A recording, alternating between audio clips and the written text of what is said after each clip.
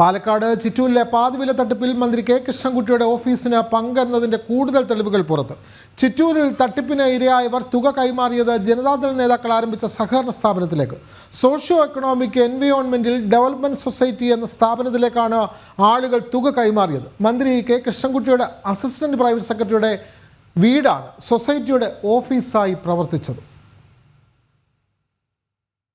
പാലക്കാട് ചിറ്റൂരിലെ പാതിവില തട്ടിപ്പിൽ മന്ത്രി കൃഷ്ണൻകുട്ടിയുടെ ഓഫീസിന് പങ്കെന്ന വാർത്ത ജനം TV പുറത്തുവിട്ടപ്പോൾ തൻ്റെ ഓഫീസിന് യാതൊരു പങ്കുമില്ലെന്നും ആർക്കെങ്കിലും പങ്കുണ്ടെന്ന് തെളിഞ്ഞാൽ അവരെ പുറത്താക്കുമെന്നുമായിരുന്നു മന്ത്രി കൃഷ്ണൻകുട്ടി പ്രതികരിച്ചിരുന്നത്.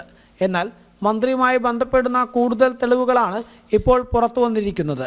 ചിറ്റൂർ മേഖലയിൽ തട്ടിപ്പിന് ഇരയായവരെല്ലാം പണം നൽകിയിരിക്കുന്നത് സോഷ്യോ എക്കണോമിക് എൻവയോൺമെന്റൽ ഡെവലപ്മെന്റ് സൊസൈറ്റി എന്ന സ്ഥാപനത്തിൻ്റെ അക്കൗണ്ടിലേക്കാണെന്നാണ് പോലീസ് FIRകളിൽ പറയുന്നത്. ഈ സ്ഥാപനത്തിൻ്റെ രേഖകൾ പരിശോധിക്കുമ്പോൾ ജനതാദൾ നേതാക്കളാണ് പ്രധാന ചുമതലയിൽ ഉള്ളത്. മാത്രമല്ല മന്ത്രി കൃഷ്ണൻകുട്ടിയുടെ അസിസ്റ്റന്റ് പ്രൈവറ്റ് സെക്രട്ടറി പ്രേംകുമാറിൻ്റെ ചിറ്റൂർ അമ്പാട്ട് ലൈനിലെ 7/366 നന്ദനം എന്ന വീടാണ് പ്രസ്തുത സൊസൈറ്റിയുടെ വിലാസമായിട്ട് നൽകിയിരിക്കുന്നത്. ഇത് കൃത്യമായ ആസൂത്രണത്തിൻ്റെ ഭാഗമാണെന്നും തട്ടിപ്പിൽ മന്ത്രിക്കുൾപ്പെടെ പങ്കുണ്ടെന്നും കോൺഗ്രസ് നേതാവ് സുമേഷ് അച്യുതൻ ആരോപിച്ചു.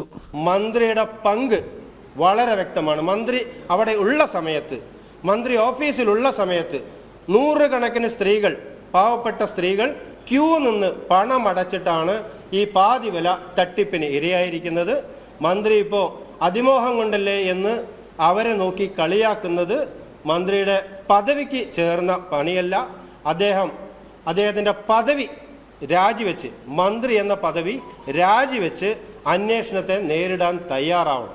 മന്ത്രി രാജിവെക്കണമെന്നും മന്ത്രിയുടെ അസിസ്റ്റന്റ് പ്രൈവറ്റ് സെക്രട്ടറി പ്രേംകുമാറിനെ അറസ്റ്റ് ചെയ്ത് ചോദ്യം ചെയ്താൽ തട്ടിപ്പിന്റെ മുഴുവൻ വിവരങ്ങളും പുറത്തുവരുമെന്നും സുമേഷ് അച്യുതൻ പറഞ്ഞു. ജനം, പാലക്കാട്.